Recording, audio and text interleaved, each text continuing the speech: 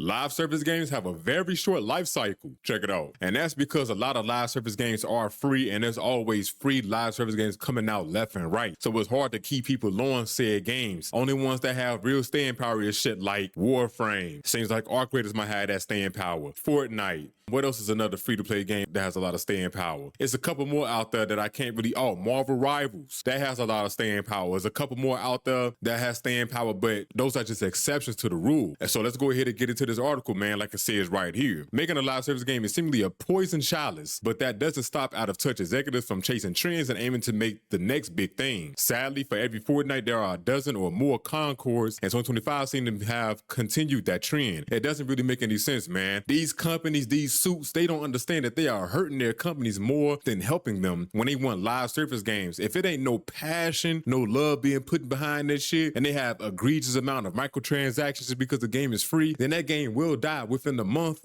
or less. So it's just like people need to be careful with these live service games. I really do think that we're going to come to a time where we're going to have a set amount of live service games for an infinite amount of years, and then we're going to get back to games being made where you could play multiplayer with your homies. You ain't got to really worry about microtransactions, something like Castle Crashers, where you could play solo or multiplayer, or you're going to have the good old single player experience that we all know and love. Well, that most of us know and love. So let's continue. They said of those 19 using data from SteamDB, 11 games: Supervive, Frag Punk, Mecha Break, Killing Floor 3, Enzoy, Blue Protocol, Star Resonance, FBC Firebreak, Dune Awakening, Splitgate 2, Rematch, and Skate have lost more than 90% of their players on Steam. I'm not surprised at all. And then here's a full list of all the games that lost 90% of their player base. It's fucking crazy, man. Look at Arc Raiders, 3.2%. People love this fucking game. Elden Ring Night Reign, 71.1%. I plan on playing that sometime soon. And you move up to all the games that I mentioned earlier. Over 90% of players have been lost for most of these games, man. That shit is insane. So because of time, I won't be able to go over this whole article, but just know live service games have a short lifespan when it comes to the market. Some people already have their live service games that they know they're gonna play, and they're gonna stick to those games for a very long time, and then other games will succeed, like Arc Raiders, but that's 1 in a million, you feel me? But you let me know in the comments, are you surprised that most live service games loses over 90% of their players?